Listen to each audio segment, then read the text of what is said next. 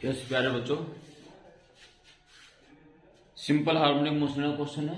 S Verma sir की book volume 1 simple harmonic motion question 22।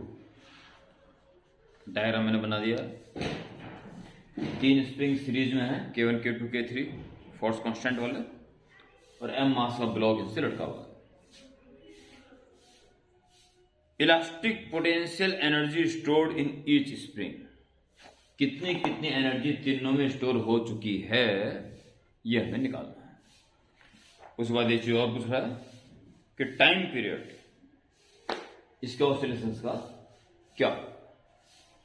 तो simple ही question है और ये केवल 11th क्लास के लिए भी काफी इंपॉर्टेंट है। ऐसा नहीं कि 11th क्लास की सोच से ऊपर ही सिर्फ नीट और जेई के लिए, 11th क्लास के लिए भी सिंपल क्वेश्चन है। देखिए,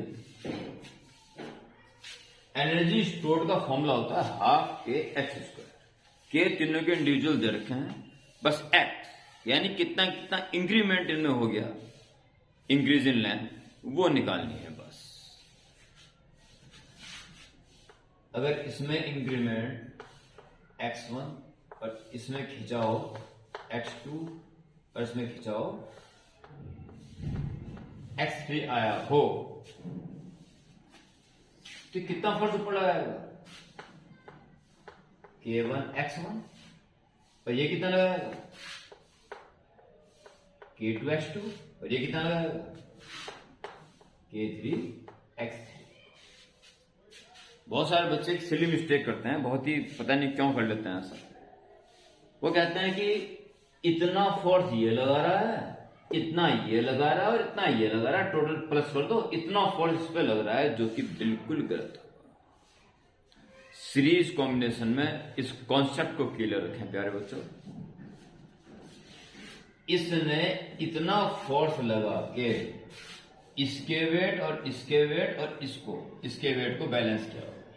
आइडियल स्प्रिंग में खुद का वेट कुछ नहीं होता लगभग, तो इस फोर्स ने सिर्फ इसको बैलेंस किया हुआ है।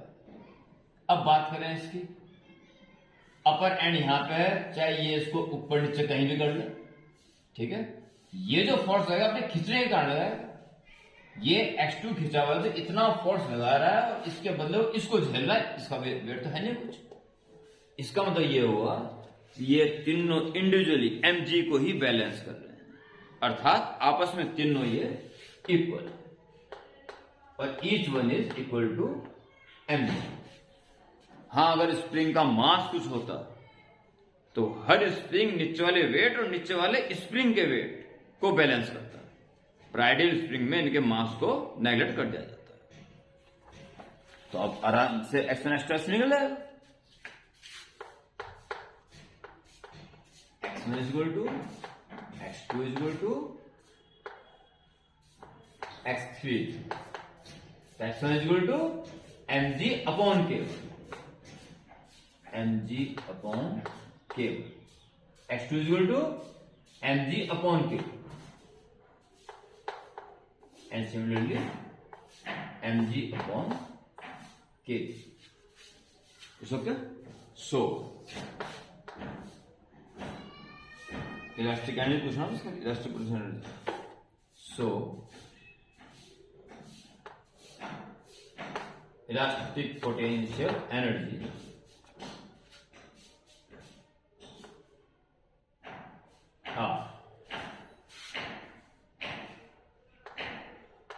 हाफ पहले वाले के लिए half K1 x1 square, half K2 x2 square, half K3 x3 square. That is x1 square की value x1 square m square g square upon K1 square, m square g square upon K1 square से एक K1 cut जाएगा, तो एक K1 बच जाएगा और 2 K1। बस अब आप समझ गए होंगे। m स्क्वायर g स्क्वायर इसमें कटफट के K2 बचेगा, 2 बचेगा, 2K2 and m square g square upon 2K3। इतने परसेंट इलास्टिक पोटेंशियल एनर्जी तीनों स्प्रिंग में अलग अलग इंडिविजुअल स्टोर हो जाएगी।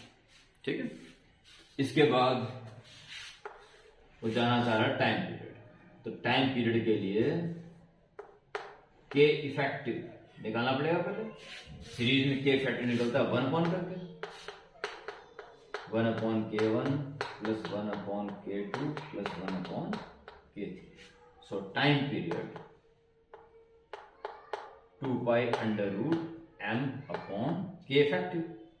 k effective means 1 upon k effective m into ये मतलब 1 अपॉन k का। So t is equal to 2 pi under root m और 1 अपॉन k इफेक्टिव के बदले 1 upon k1 plus 1 upon k2 plus 1 upon k। तो ये इतना आसान क्वेश्चन है, ये 11th के एनुअल में भी आ सकता है। ओके।